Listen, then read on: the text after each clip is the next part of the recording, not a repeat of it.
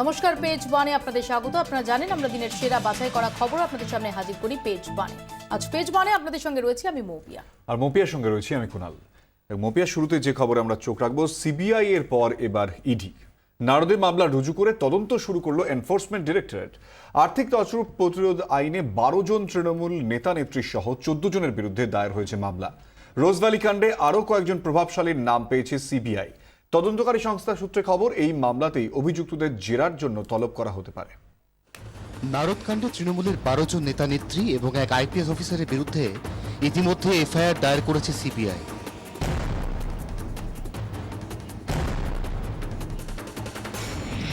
সিবিআইয়ের এফআইআরে যাদের নাম আছে তাদের সকলের বিরুদ্ধেই ব্যাংশাল কোর্টে মামলা দায়ের করেছে এনফোর্সমেন্ট ডাইরেক্টরেট।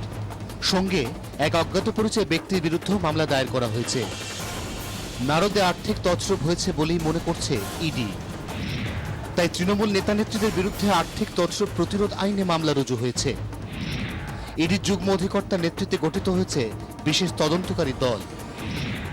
ইডি সূত্রে খবর, টাকা কোথা থেকে এসেছিল, কোথায় গেল, কারা লাভবান হলেন, তদন্তের সমস্ত দিকই খতিয়ে দেখা হবে। সেজন্য এক এক করে অভিযুক্তদের তলব করা হতে পারে। নারদে সিবিআই ষড়যন্ত্রের অভিযোগ খতিয়ে দেখছে। টাকা হাত বদলের বিষয়টিতে বাড়তি গুরুত্ব দিয়ে এবার মামলা রুজু করে তদন্ত শুরু করলো ইডি। সময় যত এগোবে ততই আরও গুরুত্বপূর্ণ সূত্র উঠে আসবে বলে মনে করছেন গোয়েন্দারা।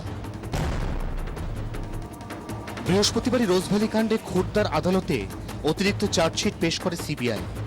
গৌতম কুণ্ডু ছাড়াও দুর্নীতি দমন আইনে জমা পড়া চার্জশিটে নাম রয়েছে সুদীপ বন্দ্যোপাধ্যায় এবং তাপস পালের।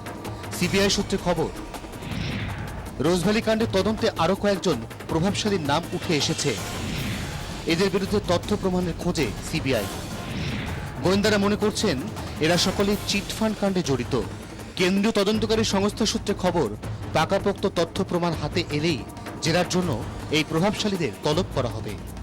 ভুবনেশ্বর থেকে বিক্রম দাসের রিপোর্ট, 24 ঘন্টা।